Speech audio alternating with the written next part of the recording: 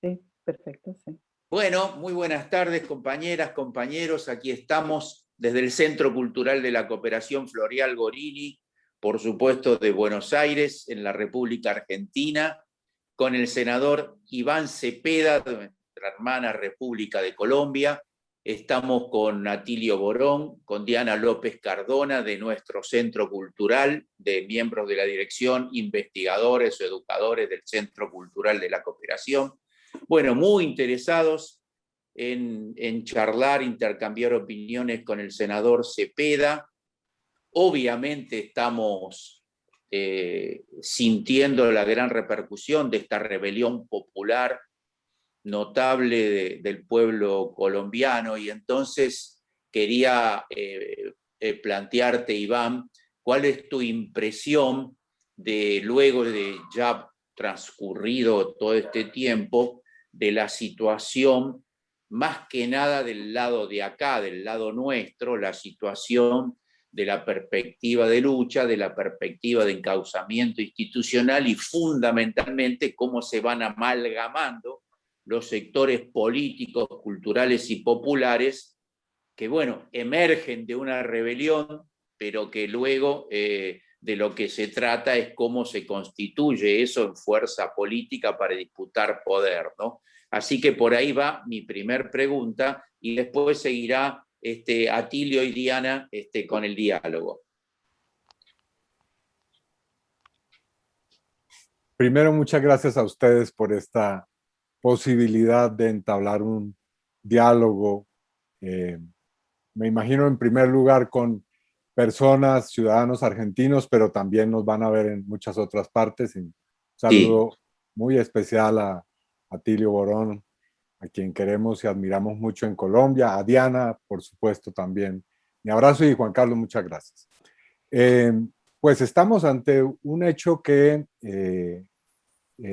siendo previsible y habiendo tenido antecedentes históricos y políticos muy claros, no ha dejado de sorprendernos a todas y todos. Es un hecho que tiene, sin lugar a dudas, aspectos de una irreductible novedad, porque estamos ante un fenómeno político que por su diversidad, por su naturaleza, por sus aspectos cualitativos, todavía no se muestra en todas sus dimensiones y contenidos. Lo primero que diría es que difiere un poco de la idea de que es un estallido social. Estallido social da la idea de algo que ocurre de una manera absolutamente imprevista, como prácticamente una circunstancia puntual, tal vez que desata una serie de asuntos. Yo diría más bien que estamos ante el resultado como forma de salto cualitativo de una acumulación histórica de luchas, de resistencias del pueblo colombiano. Y que en su momento antecedente esencial yo lo ubico, para no ir más lejos, entre los años 2012, 2013, 2014. Como se sabe, estos años fueron los del comienzo del proceso de diálogos gobierno-FARC, en ese entonces gobierno Juan Manuel Santos, y también de intensas movilizaciones campesinas, que se dieron especialmente en la frontera con Venezuela, en una zona que se llama el Catatumbo. Allí el campesinado comenzó una movilización de unos cuantos días que terminó siendo un paro que se prolongó por cerca de un mes, y al cual se fueron sumando poco a poco distintos sectores. De ser un paro campesino terminó siendo un paro nacional. Hemos tenido en estos años después otras movilizaciones fundamentales. Después de que se perdió el plebiscito por la paz, fueron los jóvenes, especialmente jóvenes urbanos, estudiantes, universitarios fundamentalmente, quienes encabezaron la defensa del proceso de paz en las calles. E igualmente hemos tenido grandes movilizaciones de sectores sociales que están movilizados casi que de manera permanente. La minga indígena, que es una muy, digamos, histórica resistencia de los pueblos, especialmente del sur del país, campesinos y comunidades contra el extractivismo minero energético. En fin, no voy a hacer aquí la lista, es muy larga, de sectores. ¿Cuál es la característica? Bueno, y por último, en 2019, antes de la pandemia, se dio ya un nuevo campanazo, que fue una movilización que también comenzó así un paro 2, 3 días y terminó siendo una movilización gigantesca que solamente la pandemia pudo mitigar. Entonces, por esas razones quiero señalar que esto no es simplemente una circunstancia espontánea de estallido de indignación, sino que tiene que ver con algo más. Soy reticente a llamar a esto protesta social. Yo creo que ya estamos en otro plano. Ya no es simplemente la indignación, la furia, la rabia, sino es la maduración de una conciencia política que va teniendo expresiones culturales, políticas y sociales distintas.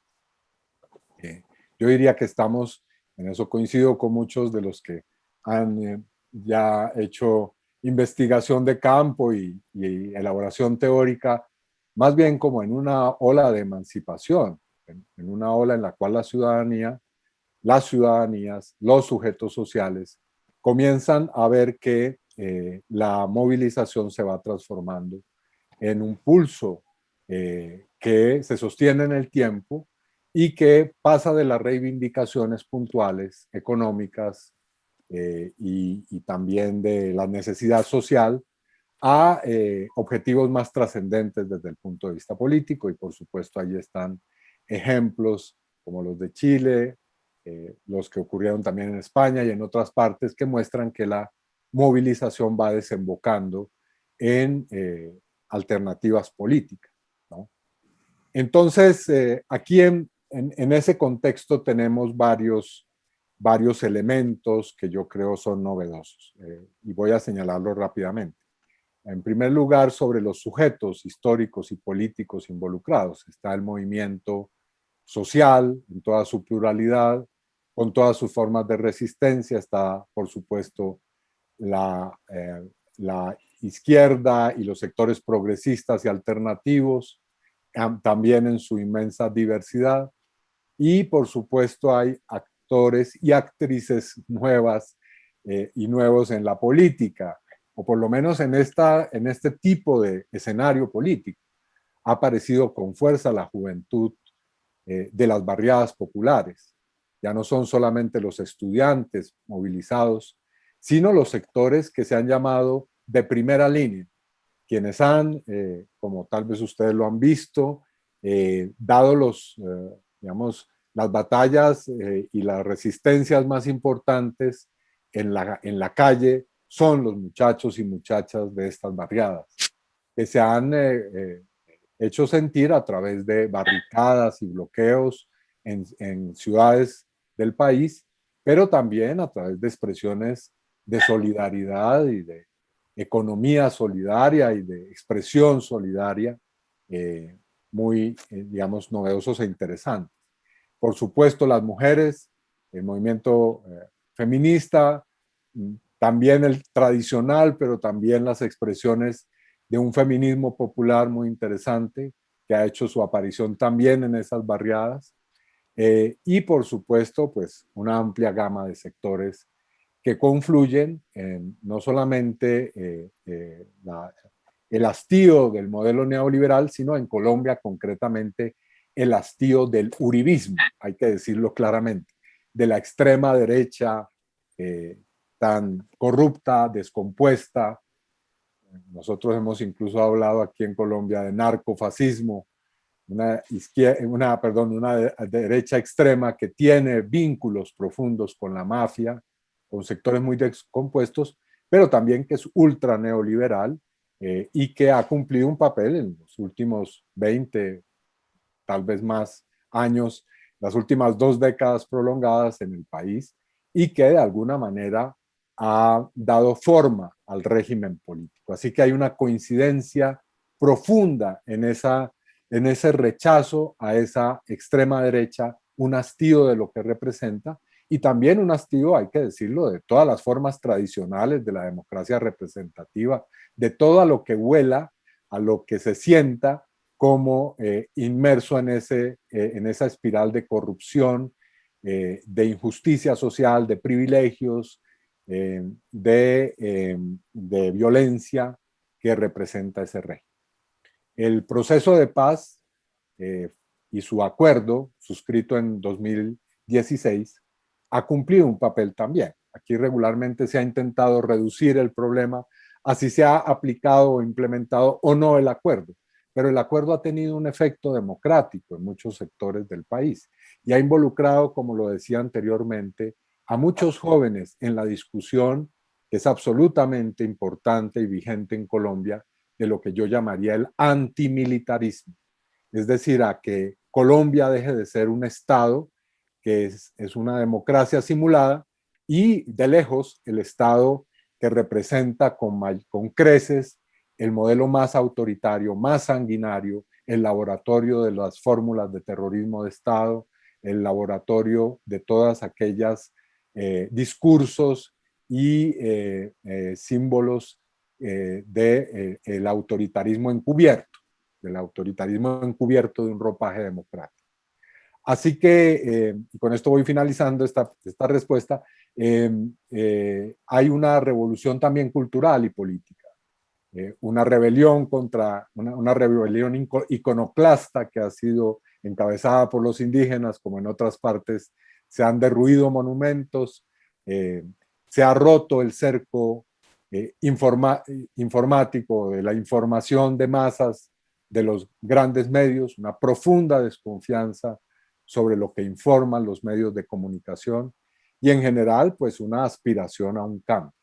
Diría que ese es, digamos, algunos de los temas. Aquí ha habido muchas discusiones. Hoy, por ejemplo, Gustavo Petro, el más importante representante de la oposición y del progresismo, ha planteado una discusión interesante y es una discusión que se remonta a siglos anteriores, muy propia pues tal vez del siglo XVIII, de si la estrategia es la barricada o la movilización, ¿no? Si hay que pasar de las barricadas y de los puntos de resistencia a la movilización, las implicaciones que tienen los bloqueos para la economía, y una que es absolutamente vigente y es esta de la contradicción entre la pandemia, los contagios que esto genera, por supuesto, y la movilización política. Así que aquí hay muchos ingredientes. No me voy a referir a la respuesta de Estado, eso podemos tal vez irlo hablando, pero por supuesto es una situación en la cual estamos en desarrollo y que hay que discutir y analizar profundamente. Tal vez Diana podrías, aunque sería oportuno que tú empezaras y luego sigo yo, tú como colombiana que conoces más el paño, ¿verdad? Hacemos una cosa un poquito más informal. Gracias, Atilio, y gracias, Iván, por tu respuesta. Sí, a mí me parece también que es importante esta primera definición que haces de lo que viene ocurriendo en Colombia como un proceso, como una oleada. Me gusta mucho esa concepción que plantea García Linera, ¿no? Sobre las oleadas, que cada tanto, bueno, se van haciendo visibles esos procesos de lucha popular que en Colombia no han dejado de ser. Me parece curioso y me gustaría también que más adelante pudieras conversarnos sobre cómo esta gran paradoja de que ahora sí nos ven, ¿no? Un poco con esta idea de la consigna feminista, ahora que sí nos ven, aparecen estas cosas, pero también nos permite a nosotros y a nosotras decantar un poco cuál ha sido ese proceso, ¿no? El poder vernos, ver todas las imágenes de lo que viene ocurriendo en Colombia, hace que pensemos más en detalle qué es lo que viene ocurriendo. Tú hablabas un poco de los sujetos y me parece a mí que también hay un proceso acumulativo que, digamos, no se hizo tan visible en épocas anteriores, digamos, anterior al Acuerdo de Paz, y es que todo lo que venía sucediendo en relación con la lucha popular se daba en el campo, y siempre tuvimos la preocupación por qué era lo que ocurría en las ciudades, ¿no? Porque había esta desconexión entre lo que sucedía en el campo y en la ciudad. y hoy sentimos que esto se rompió, ¿no? O sea, que hoy efectivamente el conflicto social se logra ser visible porque se traslada a las ciudades. Y cómo esa situación hace que efectivamente se logre ver, pero que venía ocurriendo, pues que viene ocurriendo durante todo el siglo XIX, perdón, durante todo el siglo XX, ¿no? Eh, y ese clamor del pueblo colombiano diciendo nos están matando líderes sociales, el fenómeno del paramilitarismo, hoy vuelve a ser, digamos, parte de esa discusión, pero de una manera distinta. A mí me gustaría que Iván en la siguiente ronda ampliara un poco sobre este tema, es decir, qué es lo que viene ocurriendo allí. Y me parece también como llega a las ciudades, también empieza a afectar, digamos, el modelo neoliberal agudiza esta situación y yo creo que la pandemia contribuye mucho a la agudización de la crisis económica y a la afectación de las capas medias, que también hacen, digamos, que esto se convierta como en un fenómeno bien particular y que también haga que algunos sectores empiecen a mostrar y a difundir con mayor fuerza estas contradicciones. Por ejemplo, los artistas, a mí particularmente desde Argentina veo con mucho gusto que los artistas colombianos, muchos artistas colombianos han venido haciendo un trabajo muy interesante de divulgación, de apropiación de la situación, ¿cierto? De preocupación y también como de generar acciones propias desde allí. Entonces, me parece que cuando se afecta a la clase media, también como que eso logra generar esta ruptura del cerco mediático que se venía generando por estas dos cadenas, básicamente las dos cadenas privadas, que son las que informan, ¿no? Y por otro lado, digamos, esta preocupación por qué va a pasar, porque decía Tilio, esto es inédito, parece que desde el Bogotazo no ocurriera, decía un poco antes que comenzáramos.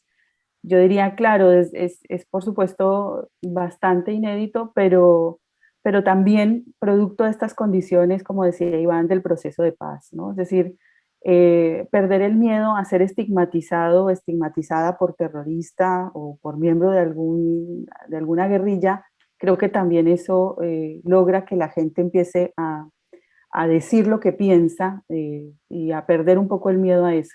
Pero también creo que la posibilidad que dio el proceso de paz de ir posicionando, digamos, otras concepciones y a otras organizaciones y a generar otros procesos desde el progresismo y las izquierdas.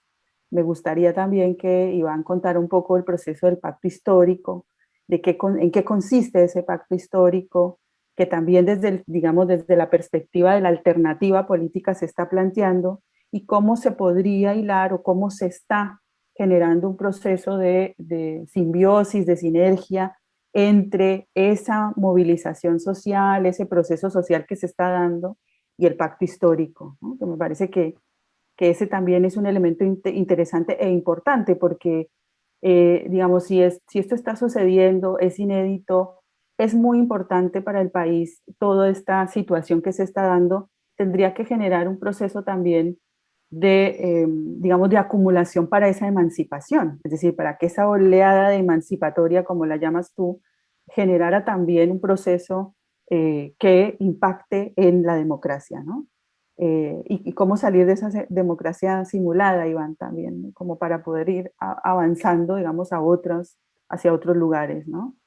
Eh, y bueno, me parece que también en relación con el papel de los sujetos y de las sujetas sociales, es muy interesante lo que viene ocurriendo con las mujeres en los sectores populares. Para contarle un poco a la gente en Argentina y en otras partes de América Latina, hay esto que se ha denominado la primera línea, que son como personas que defienden las marchas, digamos, encabezan las marchas con escudos y algunas otras cosas. Bueno, se generó la primera línea de madres de jóvenes que asisten a las marchas, ¿no? Entonces, ahí también hay una situación, pero a la vez se hace evidente también una situación que se ha venido dando también en el conflicto armado, y es el de la violación, ¿cierto? Y el abuso de la fuerza pública y de toda la violencia generada sobre las mujeres, ¿no? Que también me parece que es un elemento que viene haciéndose visible en este proceso, ¿no? Bueno, yo dejaría por ahí para seguir conversando.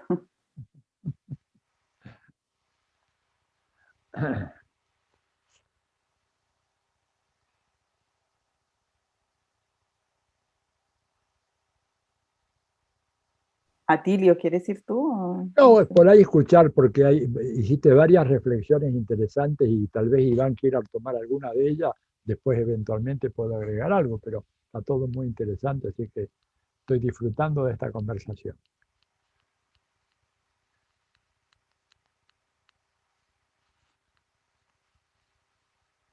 Estás muteado, Iván. Ahora sí, tenía un problemita ahí técnico. Bueno, son realmente muy interesantes todas las apreciaciones de Diana. Eh, una primera consideración sobre lo urbano y lo rural. Eh, eh, efectivamente, parte del secreto de la supervivencia de ese régimen tan conservador en Colombia había sido lograr una especie de eh, separación aséptica entre el mundo urbano y rural, por lo menos encasillar muy bien a ciertos sectores, especialmente de capas medias altas y obviamente a la élite, en una muralla social de indolencia frente a lo que estaba ocurriendo y ha estado ocurriendo en el mundo rural en el país. Pero poco a poco hemos entrado en que lo rural se ha ido vuelto urbano, es decir, a las ciudades han llegado los desplazados, millones de personas de la guerra y también de las economías de la muerte que ha habido en Colombia, del extractivismo, del latifundismo y el monocultivo industrial acaparador de tierras y del narcotráfico, que ha expulsado a las ciudades a muchos sectores campesinos. Y creo que todo eso en esta pandemia ha ido aflorando, ha ido convirtiéndose en una realidad que ya no solamente se expresa económica y demográficamente, sino también políticamente. Creo que ese es un fenómeno que estamos viendo, especialmente en Cali. Cali ha sido, pues, como ustedes saben, el epicentro de esta movilización y allí ha llegado, pues, el desplazamiento y los problemas de la costa pacífica colombiana, que es, sin lugar a dudas, la zona geográfica donde hay mayor pobreza, pobreza extrema, en la que hay paradójicamente también, como suele ocurrir, las mayores reservas y biodiversidad o una buena parte de la biodiversidad natural y donde están los puertos y, en fin, intereses económicos supremamente estratégicos. Así que estamos viendo cómo aparece ese mundo rural en lo urbano y también cómo se acentúa la narrativa, el discurso de la gente de bien, ¿no? Es decir, cómo se renueva esa clara división de clases, porque el uribismo acusa al movimiento social movilizado de cultivar el odio de clases, cuando en realidad el discurso de odio de clases viene precisamente de la narrativa oficial. Es decir, de que la gente de bien, la que trabaja, la que hace empresa, la que le aporta y crea fuentes de empleo al país, hoy ha sido atacada prácticamente de manera vandálica por estas hordas incontrolables de jóvenes, en fin, que están muy ligados al terrorismo, un terrorismo urbano, etc. Entonces, todos esos fenómenos creo que efectivamente están allí hoy. Esa acotación que hace sobre el papel de los artistas me parece muy relevante En efecto, ha habido una aparición a través de muy diversas expresiones, tanto de los artistas más reconocidos como de los artistas populares, que están al lado de la movilización y que a través de mucho lenguaje simbólico y de muchas creaciones, gestos, imágenes, están logrando también transmitir de otra forma lo que está ocurriendo. Eh, nuestro reto ahora, y ahora voy a hablar como dirigente político de mi partido, del Polo Democrático y también del Pacto Histórico, es poder generar ese puente entre lo que está ocurriendo, esa emergencia de sectores sociales y populares y lo que representamos. Porque evidentemente una estrategia es la de generar una especie de línea divisoria entre lo que está en la calle, los jóvenes movilizados y la política tradicional. Entonces, aquí como en Chile, he visto el discurso de que, sí, incluso el discurso oficial de que los jóvenes por supuesto tienen razón, nos están interpelando a todos, ¿no? Sin distingo. Es decir, como si la élite del país no tuviera la primera responsabilidad y todos los demás sectores políticos tuviéramos la misma responsabilidad. Y como si hubiera una línea divisoria taxativa entre los movimientos progresistas y estos sectores jóvenes. Un poco incluso la idea de que, por ejemplo, el viejo sindicalismo ha fracasado, que no ha podido generar transformaciones, que la vieja política de izquierda o de izquierdas no ha logrado los cambios. Y esa es, a mi modo de ver, una manera también de encubrir un hecho que es absolutamente fundamental en Colombia, y es que a miles de dirigentes, mujeres y hombres, los han asesinado. Es decir, aquí no es un problema de éxito de una opción política, sino que literalmente, esto lo hemos dicho más de una vez, a los mejores dirigentes políticos, repito, las y los mejores dirigentes políticos, hay que irlos a visitar a los cementerios, ¿no? Porque allí están hoy. Entonces, más allá de una incapacidad, de una falta de acierto en ver el país, lo que ha habido es un despliegue de una estrategia genocida. Y por supuesto que hay que hacer un trabajo para no lograr que ese discurso haga curso y se despolitice a los jóvenes que están hoy en la movilización, que ese discurso crítico hacia la democracia representativa, hacia las instituciones, se vaya traduciendo en un discurso despolitizado, funcional precisamente a lo que quiere la extrema derecha, que por supuesto, como ustedes saben, lo primero que ha hecho es cambiar el ropaje y ponerse ahora la ropa de los jóvenes, ¿no? Ahora Uribe, en cuyo gobierno se aplicó la política de seguridad democrática que le costó la vida a 6.402 jóvenes, según lo ha dicho la Jurisdicción Especial para la Paz, quienes fueron los principales blancos, los jóvenes del terrorismo de Estado bajo su gobierno, ahora resultan ser los que le quitan el sueño a Uribe y al uribismo. No, no hay tal.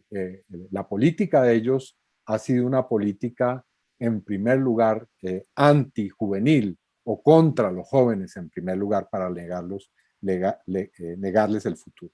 Y entonces, como pacto histórico, explico rápidamente, pacto histórico es la idea de no una simple alianza electoral, no una simple alianza como las que se hacían antes, de buscar la reunión de 3, 4 partidos políticos, sino de la conformación de un bloque histórico que a largo plazo, de manera estratégica, más allá de lo electoral, pero también con lo electoral, logre una transformación precisamente de ese tenor, histórica, que parte precisamente de tejer una alianza en torno a un programa de larga duración.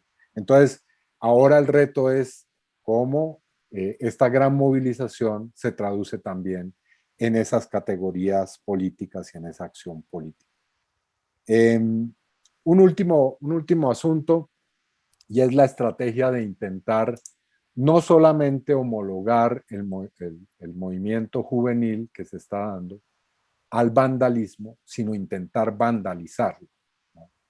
se está haciendo grandes esfuerzos por parte de el establecimiento, de la policía y de muchos sectores de infiltrar la movilización y de no solamente hacer que haya acciones que se hagan aparecer como propias del movimiento cuando no lo son, sino también de cooptar ese movimiento, y en eso hay un gran interés, por ejemplo, del narcotráfico.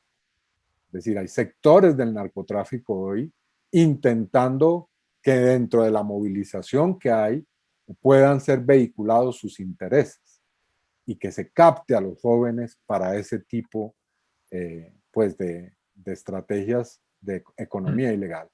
Así que estamos enfrentados hoy también a ese reto. Ese es un desafío en el que se busca no solamente criminalizar la movilización, sino buscar que la movilización pierda su norte y traducirla en otra cosa distinta. Bien, Iván, me gustaría preguntarte, a ver, por dos cosas. En menos de un año hay elecciones presidenciales en Colombia, en medio de este torbellino que no da señales de estar agotándose, sino más bien la impresión que tiene uno desde acá, desde lejos, es que es un proceso que está adquiriendo una fuerza creciente, extendiéndose, ¿verdad? Al principio era eh, Cali, pero luego en muchas otras ciudades en Colombia aparecieron manifestaciones muy fuertes. Todo esto, ¿de qué manera crees que puede incidir en el proceso electoral, en la conformación de las alianzas, en la forma como los partidos van a enfrentar estas elecciones presidenciales? Y lo segundo, digamos, también muy breve, para dejarlo planteado así, a ver tu reacción, ¿cómo está jugando la embajada y toda la multiplicidad de lazos que el gobierno de Estados Unidos ha tenido y ha desarrollado con el gobierno colombiano, desde los acuerdos militares, las bases militares, los programas de adiestramiento, entrenamiento, etcétera? ¿Cómo están ellos de alguna manera respondiendo o reaccionando ante este tremendo desafío que enfrenta hoy el establecimiento colombiano, producto de esta fenomenal movilización popular? Pues con relación a lo primero, hay un claro objetivo político del gobierno y del uribismo de intentar producir una serie de factores de inestabilidad que puedan llevar a una ruptura de ese formalismo democrático, que es uno de los pocos que se cumplen rigurosamente en Colombia, que son la realización periódica y relativamente pues normal, aunque hay una inmensa cantidad de hechos que lo hacen anormal, de las elecciones. Y efectivamente ese propósito estaba ya planteado antes de esta movilización. Ya se había comenzado a presentar proyectos legislativos en los cuales se tomaba como pretexto la pandemia para insinuar o abiertamente planificar el aplazamiento de las elecciones y buscar fórmulas que pues permitan una prolongación del uribismo en el poder. Entonces, ese es efectivamente el fondo del asunto aquí. Aquí hay una carrera para lograr que eso se respete, pero al mismo tiempo para lograr acompasar la movilización también con las estrategias políticas. Y aquí hay una pregunta que es válida y que nos estamos haciendo, y es si efectivamente la movilización ha ido en crecimiento, pero hay factores también que llaman a pensar en los ritmos de la movilización, ¿no? En los ritmos de la movilización, en los rigores que está sufriendo la gente por el terrorismo estatal. Es que lo que han hecho en Cali todavía apenas se comienza a conocer. Es decir, la estrategia que ha sido aplicada en Cali es una estrategia de terror que es muy perversa, y cuyos peores aspectos todavía estamos apenas intentando comprender. Por ejemplo, hay una importante cantidad de personas desaparecidas. Voy a nombrar el caso de un muchacho. Hay un muchacho que la policía detiene, la familia lo busca y aparece de pronto en un negocio que ha sido incendiado. Aparece incinerado el muchacho dentro de ese sitio. Es decir, ¿qué ha ocurrido ahí? Es una situación que hay que aclarar. Obviamente lo que va a decir la fuerza pública es que lo dejó en libertad y él siguió como era parte de las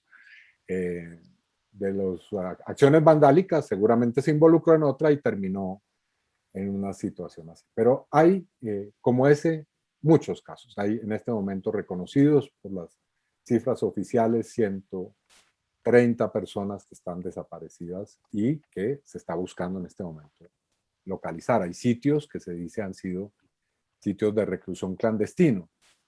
Y el asunto es que estamos en eso todavía. Entonces, precisamente todos esos rigores de violencia, la situación de la pandemia y del pico de la pandemia, el desgaste que implica la movilización también en términos de la economía y de cómo afecta el desabastecimiento a muchos sectores, pues son asuntos que hay que pensar en medio de todo esto y en medio, como tú lo decías, de literalmente un torbellino.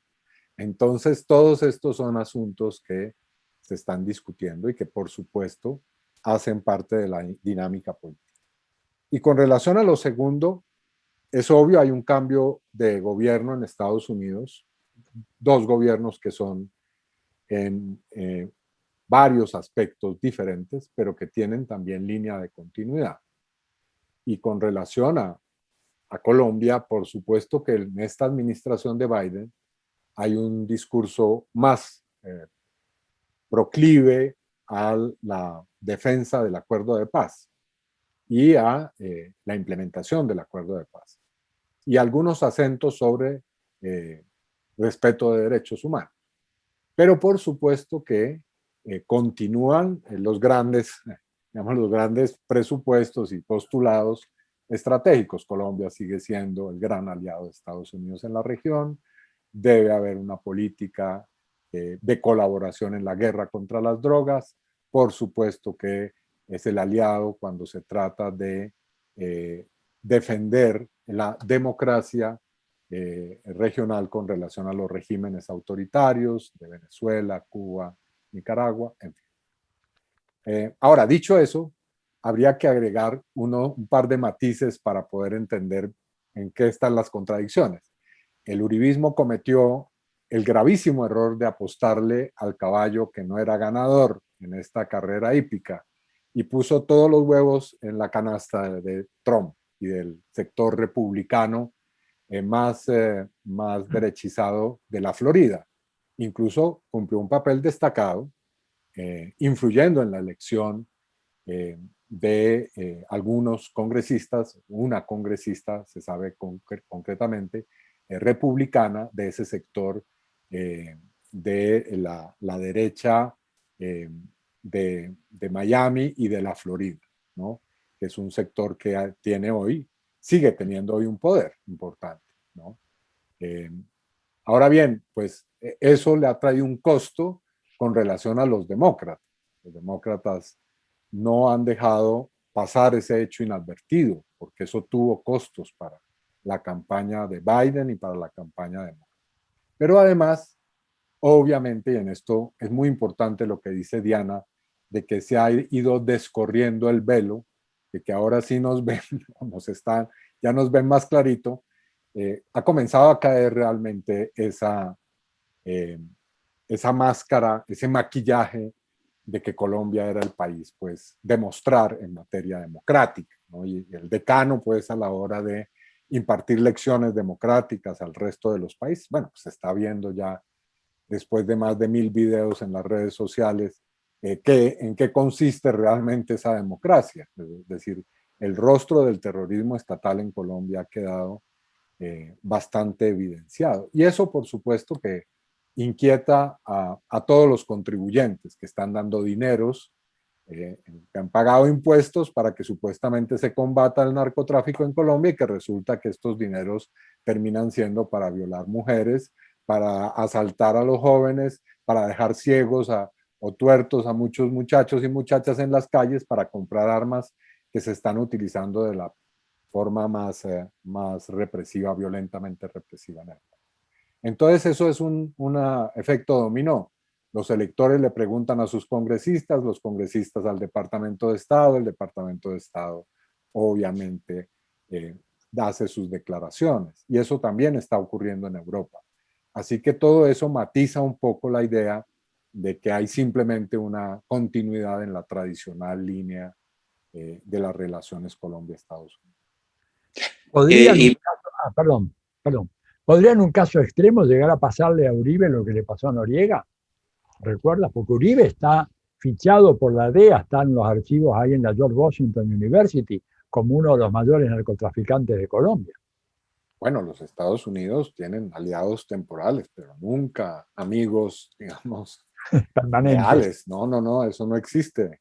Allí existe gente que tiene éxito y gente que cae en desgracia. Y si la situación llega a ser que toda la larga estela de relaciones narcoparamilitares de Uribe llega a quedar en mayor evidencia de la que ya está, obviamente eso puede traer unas consecuencias. Creo que eso va a tener aquí un momento, perdón, 2 segundos. Ya, está bien. Qué interesante, ¿no es cierto? Perdón, Juan Carlos, yo intervine así. Ahora pregunto y vamos terminando, ¿no? Sí, claro, pobre, le estamos sacando el jugo demasiado a Iván. Perdón, no, por mí encantado.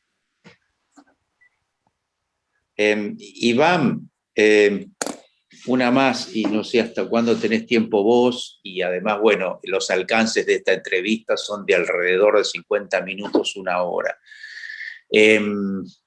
Vos mencionaste el pacto histórico y, bueno, y la idea de bloque, que trasciende, por supuesto, la idea de frente electoral, ¿no? De cualquier manera, también mencionaste a Gustavo Petro. ¿Cómo está específicamente el tema de la articulación electoral de los sectores progresistas de la izquierda con vistas a las próximas elecciones, en la medida que, bueno, se logre que haya elecciones y que no se posterguen, ¿no es cierto? Vos lo planteaste. Pero el tema específicamente de la articulación político-partidaria con vistas a lo electoral. ¿Cómo estamos en ese sentido? Perfecto. Pues el pacto histórico hoy reúne a una serie de fuerzas políticas y sociales, que es un espectro significativo de las fuerzas progresistas. Es tal vez una, digamos, alianza o encuentro o coalición que no se había producido en tiempos recientes. En Colombia logramos en algún momento reunir a todas las fuerzas de izquierda en el partido que yo represento, el Polo Democrático. Era, digamos, la condensación de todas esas fuerzas, pero pronto nos dimos cuenta de que era mala idea intentar unir toda la diversidad de fuerzas en un partido político, ¿no?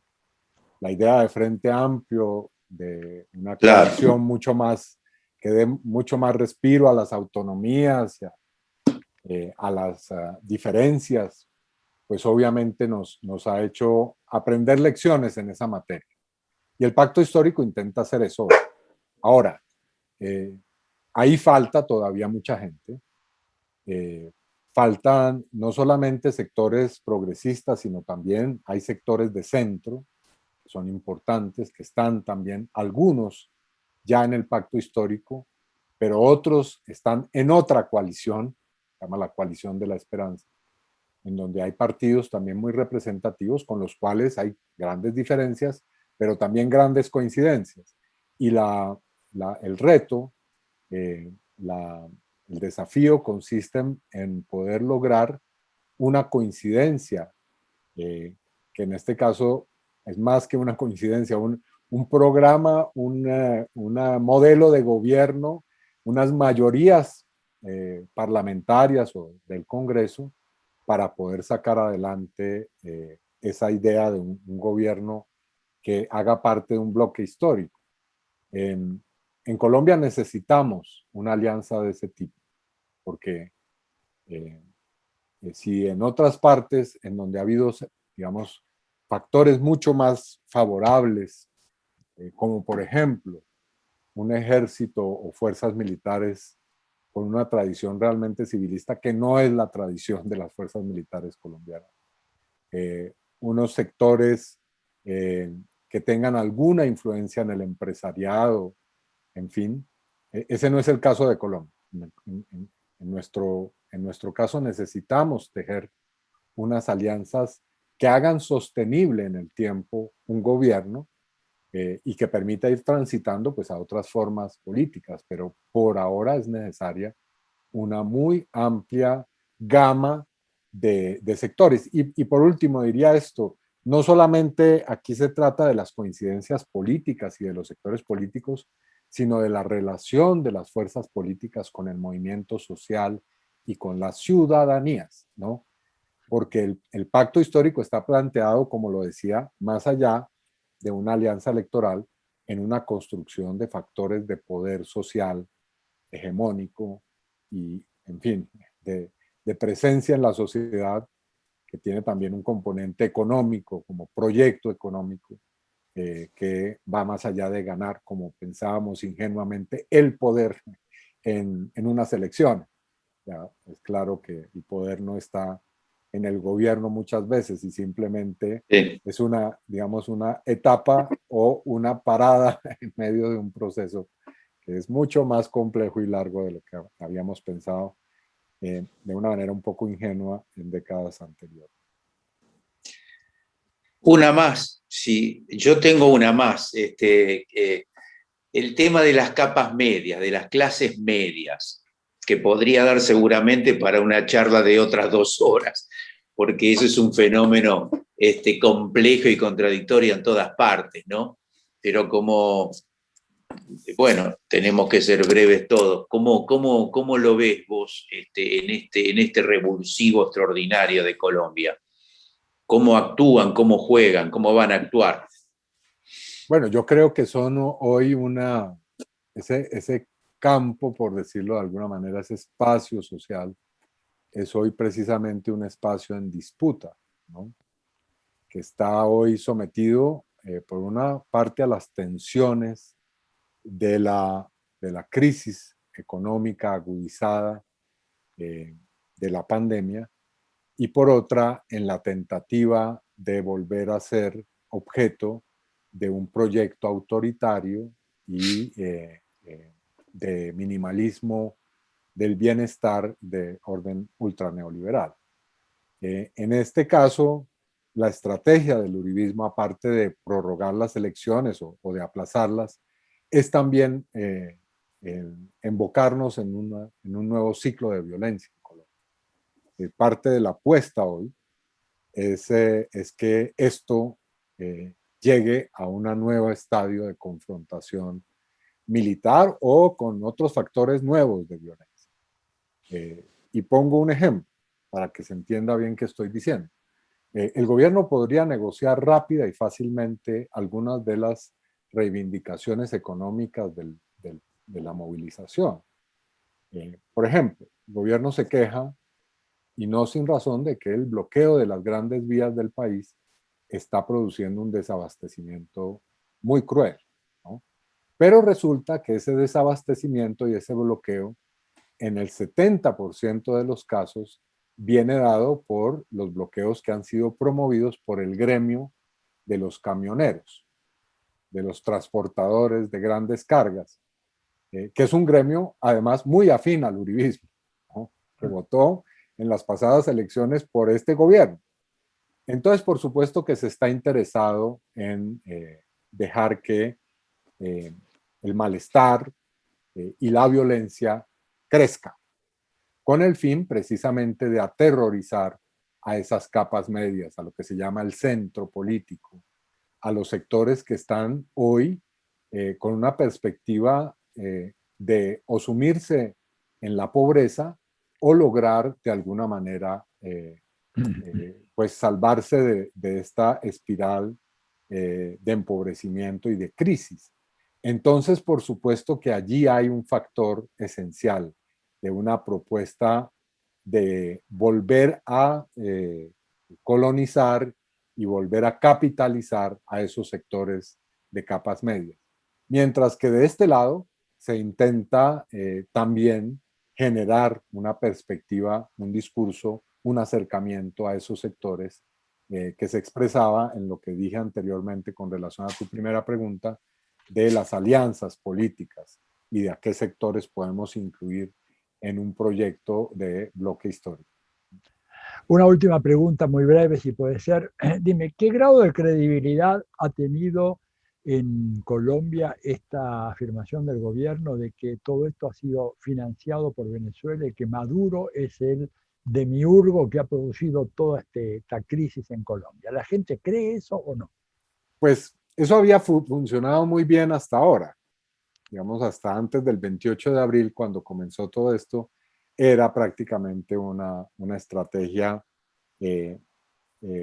con éxito, exitosa, ¿no?